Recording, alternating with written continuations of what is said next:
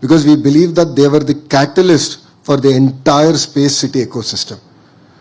So this is where, as all of us are here discussing about policy, it requires a certain amount of boldness and your ability to back that policy. And the beauty is policies are already stood the test of judiciary. So there were people who went to the court, filed a public interest litigation, and the court threw it out saying that it is in the interest of public, and now there's a clear policy in place. So that's what makes, again, Andhra Pradesh very unique, and the leadership of Mr. Naidu very unique. Brilliant. And one point I would like to add what I've heard about the speed of doing business. I mean, one area is about, we often talk about ease of doing business. But I think in India, from the government side, the speed of doing business or speed of supporting business is also very crucial. So I was reading a statistics, and we were discussing with someone that for let's say a GCC, for land or acquiring a land and getting all the permits in place for construction, the average time in Andhra Pradesh is a few days versus at least a few months in other parts of the country. So I think the boldness with which the government is moving forward is really commendable.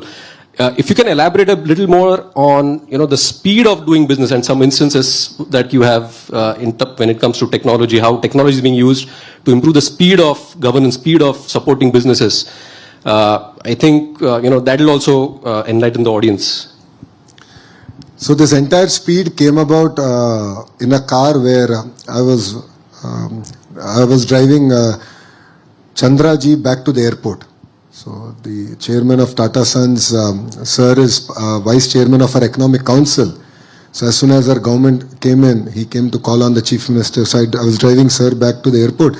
I said, because I won't get 45 minutes with him otherwise. So I said, chalo, let me now get in the car, let me talk to him. So I said, what is your advice to me? I asked Chandra sir, what is your advice to me? He said, speed. Because today, even a medium enterprise is investing thousands of crores in capital expenditure. And a 6-month delay in government inefficiency is going to throw the entire business plan out. Now think about it from Tata's perspective. We are doing billions of dollars of investment. Said speed is what you should deliver. And when I came back and I briefed the Honorable CM, this was the advice given. He started living, breathing it day in, day out. And he's made it our culture. So we all started talking about it. Every minister, every bureaucrat. It's now ingrained into our head that speed is what should differentiate us from other state governments. That's the first thing. So the culture is very important. While technology, WhatsApp or in website is there, if the government does not believe in it or the bureaucrats don't believe in it, if the culture is not there, you're going to fail. So the first ingredient is the culture, and that I believe we got it right. Technology bit, I believe we should do more. Well, yes, we have a single portal, we have a Manamitra where a lot of permissions are given. Now we are looking at every regulation, and I'm working with industry leaders to give me feedback. So I'm looking at, the head of logistics, India's best logistics player, to give me input. Ki boss, how do I relook at my entire regulation around it? How do I transform my RTA better? So we're going with it very systematically of transforming every regulation that is there, every act that is there. And we want to lead the reform from the front. And again, that makes us very unique. The third bit is WhatsApp. So I'm on close to about 26 groups, WhatsApp groups. These are not your family groups, these are actually business groups. So we have one for ArcelorMittal, we have one for Google. So all major investments in Andhra Pradesh are personally tracked, monitored. I update to the global leadership of these companies that here is the status report. We are heading to Davos, we are meeting with all these companies. I'm going with my notes because if you look at certain entities like Tata's, right, they're investing across sectors from data center to solar cell manufacturing. So I go to Chandra sir with an update. Because, these are all the businesses, this is the status update, these are the timelines. So we have a very regimented approach, a very private sector bent of mind in that sense, of how we should not only sort of sign an MOU, but actually ensure that these projects are grounded. And all of you will be surprised, we actually don't have an MOU with ArcelorMittal. We don't have an MOU. We said it's waste of time. It's a waste of paper. And Aditya and I, agreed about Andhra Pradesh on one Zoom call. So as soon as our government came in, I heard that ArcelorMittal was looking for an alternative location. I knew Adit for a long time, so I reached out to him. He said, okay, let's do a Zoom call. He had 3 specific asks. 2 of them had to do with the government of Andhra Pradesh, 1 with government of India. So our call was at 6:30 in the evening. And I said, normally I meet the Honorable CM in the morning at about 9:30. I said, I'll talk to him. I'll give you an update. 10:30, I said, all 3 are done. It's our responsibility to do it. And literally, after a Zoom call on one WhatsApp message, we clinched it. EC clearance is expected this week. This month or Feb, we're going to lay foundation to India's largest steel plant. So land is done. So we got the land. Incentive package is agreed. They have paid for the R&R package. Environmental clearance is now coming in. All this done in about 15-16 months. Again, Google is a great example. They wanted some clarity in terms of regulation, taxation. And we worked with our Honorable Finance Minister, Nirmala Sitharamanji. So the Honorable Chief Minister spoke to the Honorable Prime Minister, explained why this is not just about Andhra, but this is about India. And how geopolitically we can play a very important role by having data centers on our shore, on our soil. So we were able to do that. We are able to positively influence policy. And it's no longer just about one Google. It applies to Amazon, it applies to everyone else. So that's the kind of positive framework in which we actually work in terms of moving the needle even on the policy side of things. So I want to shift gears regarding the point you made about data centers and moving to your pet project on the Quantum Valley. But before that, one question that came to my mind was, you spoke about the deregulation that you're initiating at the state. The central government, in last budget, they have set up a deregulation commission. And I think the central government has also recognized that the path to faster growth and goal towards Vikasit Bharat is how fast we can deregulate a lot of the sectors, decriminalize also a lot of the sectors. And I think the leadership that Andhra Pradesh has taken, there will be a lot of case studies from there. Because I think the center has done a lot of heavy lifting in the last 1 year. Now the states have to do their part by easing regulation. And so kudos to Andhra Pradesh for initiating that. Now, your pet project, the Quantum Valley, Amravati Quantum Valley, I think this has, it's really exciting when we hear about Amravati Quantum Valley. But frankly, including me, I don't think many people are aware what it actually is and what the significance of the Quantum Valley will be for the state as well as for the country. So if you can just enlighten us. I think it will be very unfair to say Quantum Valley is my pet project. Quantum Valley is the pet project of my Honorable Chief Minister. So he called me one day and said, I want to create the quantum ecosystem. And he's talking to me. I'm sitting opposite to him. I went on ChatGPT saying, give me a quick note on quantum computing. Because I honestly didn't know what it was. And I've publicly stated this multiple times. So Mr. Naidu is known to be a very keen listener. So it was IIT Madras, Vice Chancellor gave that input to him that quantum is the next frontier technology. Then he internalized it, he understood it, and then he called his minister. Though a Stanford MBA who had no clue about quantum. And thanks to ChatGPT, I had a quick summary. But then again, in his true spirit, right? Mr. Naidu's energy is very infectious. So he's 75-year-old Chief Minister, but we jokingly say there are 3 25-year-olds in him. That is the kind of energy he has. And then he lives it, he breathes it. And then he'll chase us down. So you'll be surprised. So he'll drop me a message, yeah boss, this is pending, just take a look at it. And then I'll get a reminder exactly after 45 minutes, kaam ho gaya, nahi ho gaya. So that is the speed at which he works, and he expects all of us to work. So it's his dream. Right? The entire quantum ecosystem was his dream. And then he got this to us. So like his energy is more infectious than COVID. And it comes to all of us. And then now we all start living and dreaming it. So it started with him. Then we all sat together. We got the universities together, global institutions together. And you'll be surprised that Mr. Naidu managed to convince IBM to bring South Asia's first 150 qubit quantum computer free of cost to Amravati. Free of cost. So this is a project between, again, TCS, IBM, IIT Madras.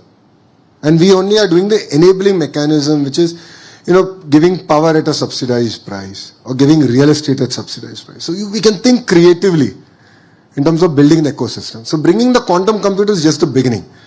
Now Mr. Naidu's challenge to all of us is, boss, India should make its own quantum computer. Research mein kya karna hai? So as you rightly said, Government of India is really working very systematically in creating frameworks, giving us the required funds.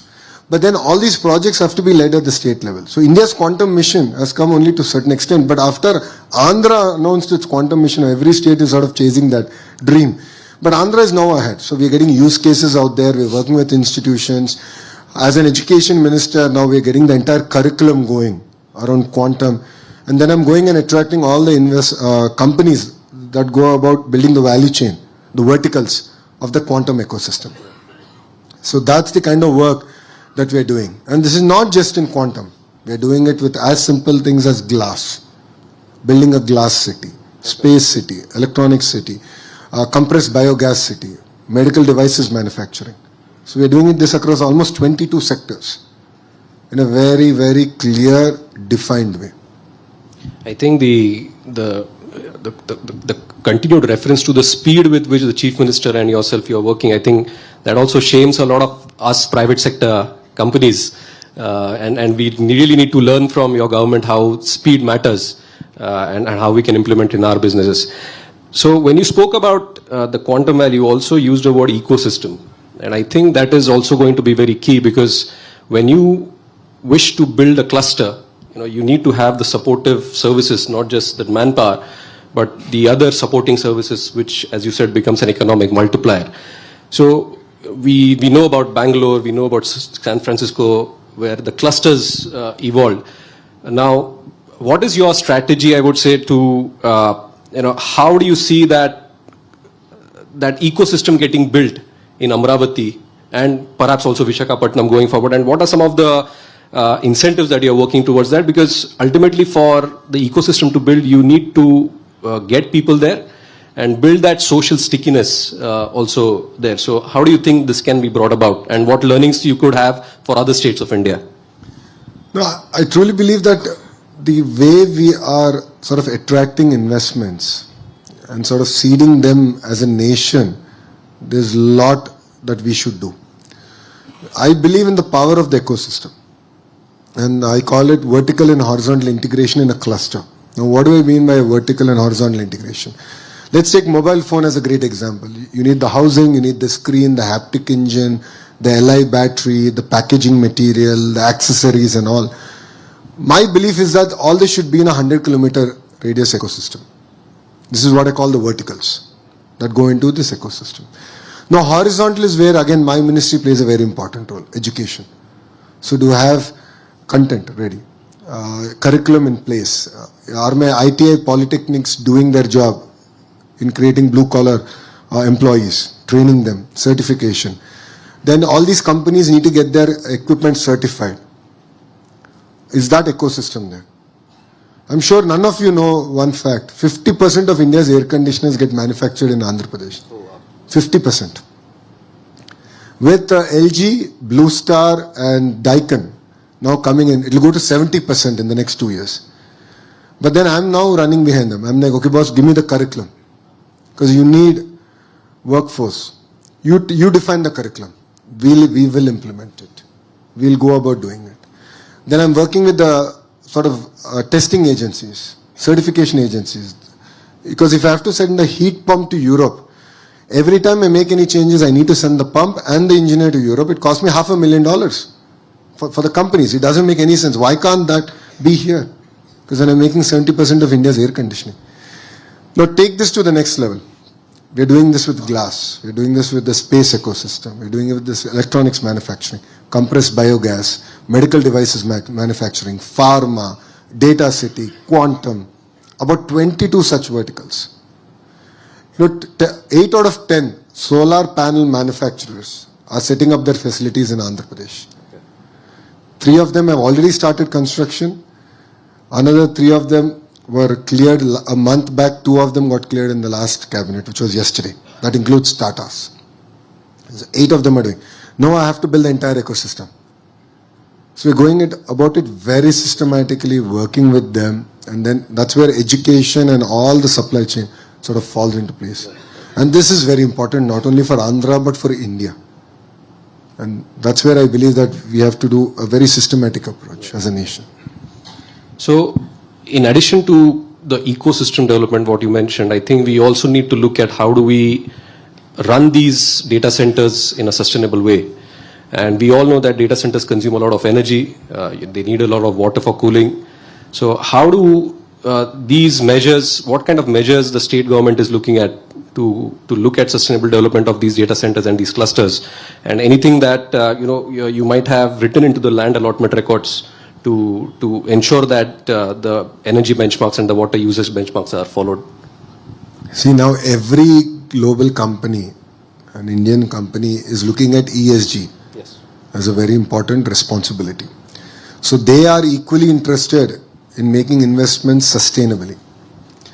What makes Andhra Pradesh again very unique is our renewable energy ecosystem. So we have solar, we have wind, and we have the pump storage projects.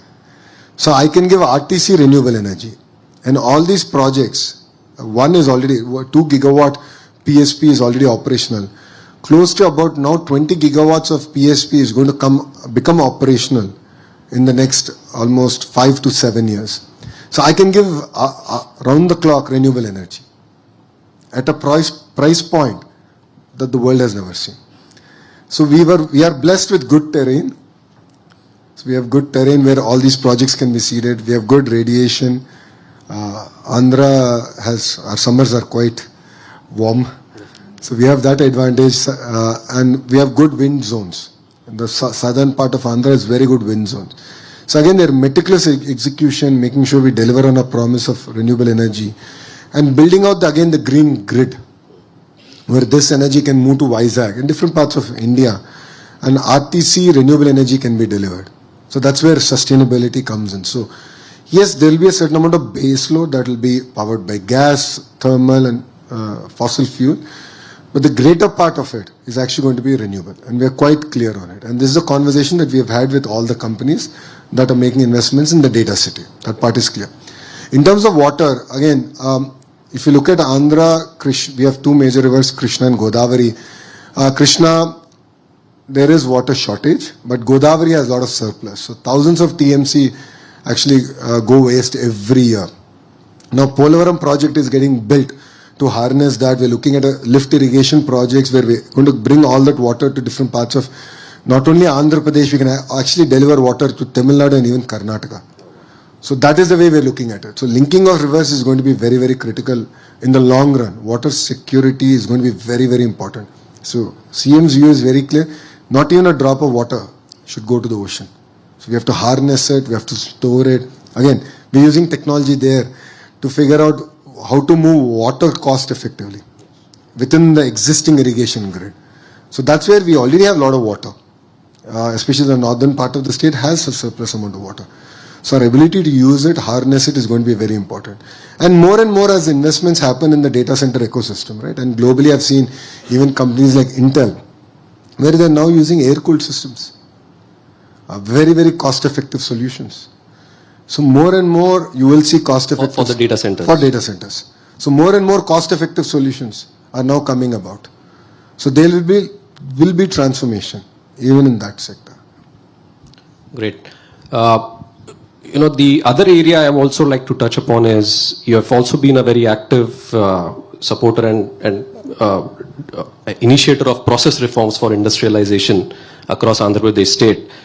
There are some, I've heard about some process reforms that you have initiated, and in fact, the Chancellor of Gokhale Institute, Mr. Sanjeev Sanyal, he has also initiated a lot of process reforms at the center, which are also helping the states. As you make the state pitch for investment, it is also inherent that investment would be looking at other green pastures outside of Andhra Pradesh, and you would be competing with a lot of states. So, what do you think is the secret sauce that Andhra Pradesh offers, and why a lot of companies now are choosing Andhra Pradesh versus other states, especially from a deregulation, from a process reforms perspective that you see? See, when states compete, India wins. That is my single mantra. Brilliant, brilliant. States have to compete, then India wins. And competition is good. It makes us all fit. If states are complacent, we are going to lose. So today, if you look at investments, after Andhra Pradesh, it's Orissa that's attracting a lot of investments. Whoever thought about it? But they're doing amazing work. So for me, I know, okay, that's one state I need to watch out. Maharashtra is doing some amazing work. That's another state I need to watch out. So everyone is now starting on this reform cycle, and I believe that Andhra Pradesh should be number one. So in labor, we have done a lot of work. In speed of doing business, in single window clearance, we've done substantive work.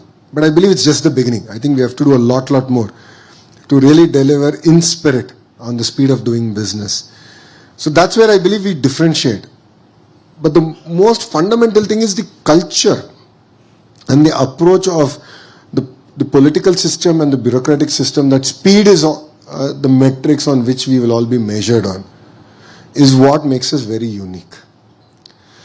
And please understand that policy changes have to happen, but it can only happen when there is a clear political will and backing. So what all of you see today is, yes, Andhra Pradesh is back, Andhra Pradesh is competing, we are number one in attracting investments. Yes. But a lot of political changes have happened before it. 50% of our MLAs who won in 2024 are first-timers. 50%. 17 out of the 25 ministers are first-timers. So I am actually one of the senior minister in Mr. Naidu's cabinet. It's not my grey beard. It's my second term. So that's the kind of political change that has come in before we were able to lead in terms of government. So this is very, very important. While the chief minister might have a vision and willingness to do it, his political team should back it.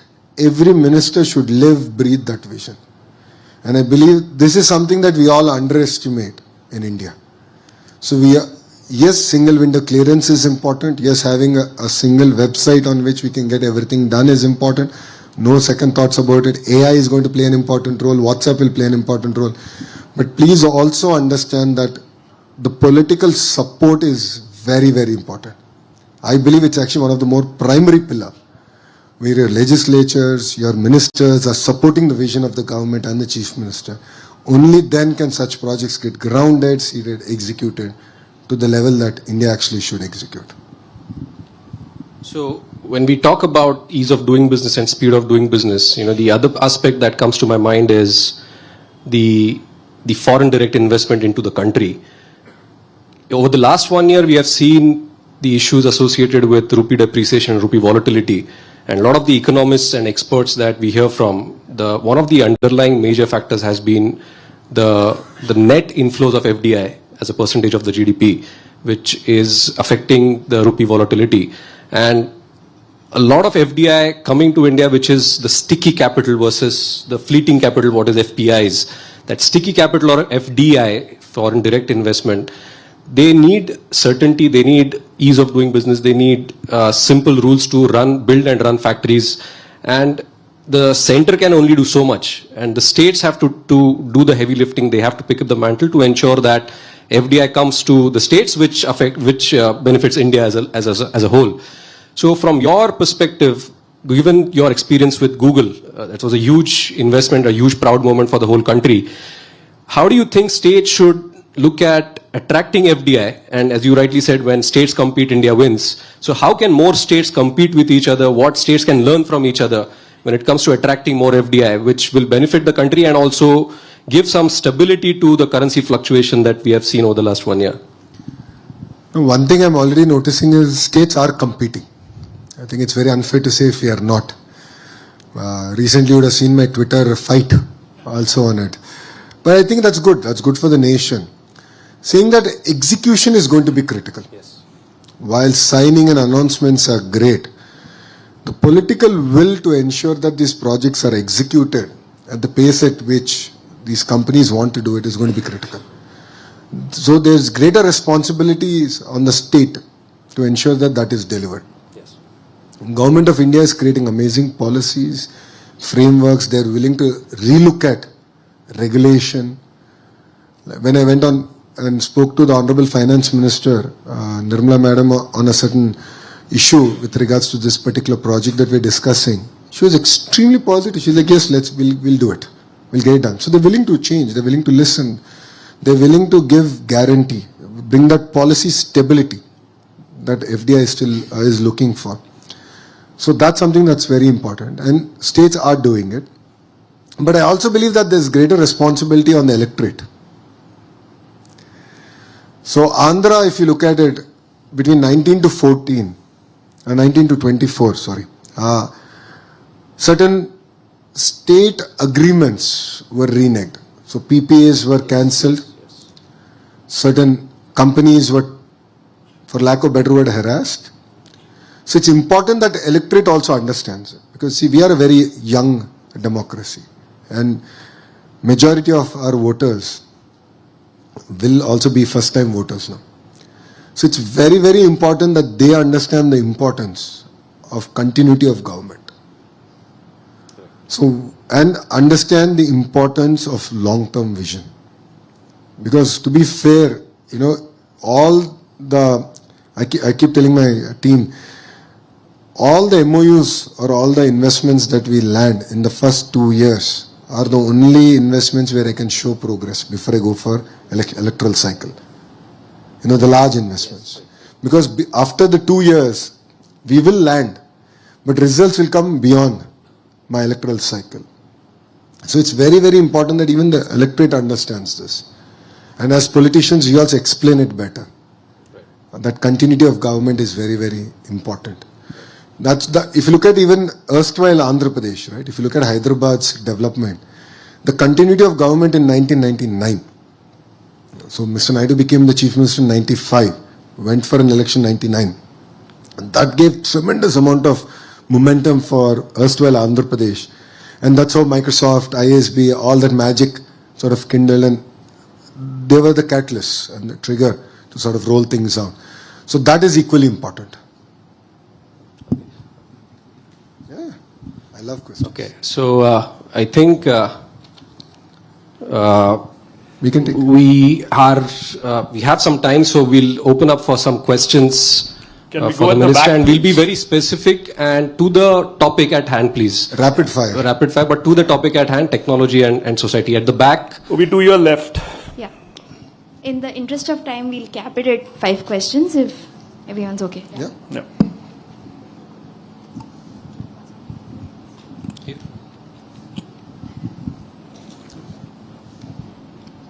Thank you for the excellent session. I was waiting for this for quite long. I have 3 quick short questions. You have multiple portfolios which you are handling. All these portfolios are selected by you or offered by the CM? That is my question number 1. Sub-question to this is how the combination of all these ministries centered at one place is facilitating the growth of Andhra Pradesh. My second question is how you are leveraging the NRIs from let's say Andhra Pradesh or Telangana in terms of their talent, treasure for the development of Andhra Pradesh. That's my second question. And the third question is, apart from Chandrababu Naidu, like who all chief ministers would you interact for any developmental issues? thank you, sir. So, I'm sure all of you would have read my bio. But one thing all of you should also realize is I always choose the road less traveled. So, in 2019, I chose a constituency that my party has not won since 1985, and I lost. I lost with 5,300 votes. First time electoral debut, I lost. I stuck at that constituency for 5 years. I worked hard and I won it with the 3rd highest majority ever in Andhra's history, which is 91,000 votes. And why am I sharing that with you is, coming to my portfolio, education is a portfolio I chose. And when news came out that I'll be the education minister, a lot of people messaged me, well-wishers called me and said, don't do it. And the reason they said that is, there are a lot of teacher unions. Any decision you take is exceptionally difficult to implement. Then a lot of hostels, God forbid anything happens, you will be held accountable. And I said, that's the exact reason. That is the reason I want to take this challenge up. India's future depends on quality of education. And it requires someone who's sort of seen the world, who understands the ingredients better, and actually go roll up the sleeves and say, yes, I'll bring about the change. So that's a portfolio that I asked. I really wanted to do it. And, I'm really lucky that the Honorable Chief Minister chose me for it. IT electronics, I already thought education was a lot. I thought, I wouldn't have that bandwidth or time, but the Honorable CM then realized that, yes, education, tech sort of fits in very well. Again, IT, quantum is going to be important, so he aligned that. So the second portfolio is given by him. Third portfolio is real-time governance. That's again augments very well with technology, KPI-driven governance. So that came naturally with IT and electronics to me. So that's the background in that sense. Is it helping? Absolutely. I'm the chair of a group of ministers to create 2 million jobs. That's an electoral promise that we made. The vertical horizontal integration, education versus ecosystem importance is what I explained. So it really helps. In terms of my interaction with other chief ministers, yes, I've been lucky to interact with other chief ministers. At Davos, meeting them at different occasions, so I learn a lot. I remain in touch with them. A lot of them are very kind to guide me when I have questions on certain things. So I think there is a generation of chief ministers today that I see who are willing to share ideas, who are willing to exchange views, or willing to nurture young talent, if I may. I think India is seeing a very new set of political leadership in that sense, and I believe that 2029 will be even more exciting because that change it's just started, and you'll see a lot more youngsters coming in and chief ministers who are willing to exchange ideas in that sense. So I think it will be very unfair to name a few and leave a few out. Thank you. Any question? Yeah. Sorry, one last question. Okay, we'll have to keep it tight. We've been very loyal to the timekeeping so far. 6 minutes. Let's go. Good afternoon, sir. We were talking about society. In that, one of the key projects of the Honorable CM is also the P4 or the Public-Private People Partnership. I found it to be very interesting, and there are a lot of talks around that and an integration of the family benefit management system. So I was just curious on how tech and FBMS is getting integrated into this entire ecosystem. And you talked about the electoral being able to understand all of this, the continuity, and this also involves often a topic about exclusions from certain government schemes, people who are saturating it. So how does this entire kind of thing get integrated into a one singular kind of a dream? So that's where my third ministry comes into play, real-time governance. We have something called the data lake, where we don't look at individuals, but we look at family as a unit. So I look at family as a unit, and we use data to understand ki family ka income kya hai, and then how do we sort of pull them out of that cycle of poverty, and how can we use various state or central government schemes to sort of target and pull them out of that cycle. So that's something that we've done, and that's where the P4 comes in. See, society is being kind on all of us. We've had access to good education, ecosystem, but there are a lot of people who haven't had it.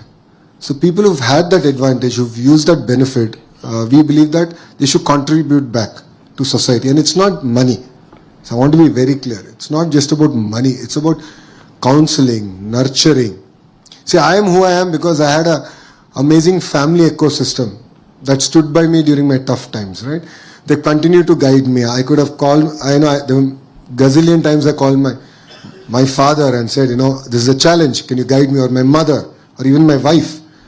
Right? I would always take feedback. Not many have this. Not many have a family that is exposed as much as my family is. But then there's responsibility of me to adopt families. Go spend time with them. Give them this insight. If there's someone who wants to get better education, give them the lay of the land. Expose them. That is the actual strength of the P4 model. So using technology, of course, to use and sort of guide in terms of what are the schemes, benefits, that's one part. But the larger part is actually guiding them, motivating them, and giving them that opportunity to pull them out of that cycle of poverty. So that is what again makes P4 very unique. Thanks. Thank you so much. Minister, you have been extremely generous with your time. You have been gracing here and gracing the event with your presence and your insights. I think it's very promising for all of us to hear from the minister and get a sense of positivity and hopefulness from the next gen leadership of the country, which will lead to much better outcomes for the country as a whole. So thank you so much for your attendance, and thank you so much. Thank you so much. I request everyone to please be seated as we wait for the security apparatus to lead the minister out and keep the hallways clear. Thank you so much, sir, and thank you, Siddharth.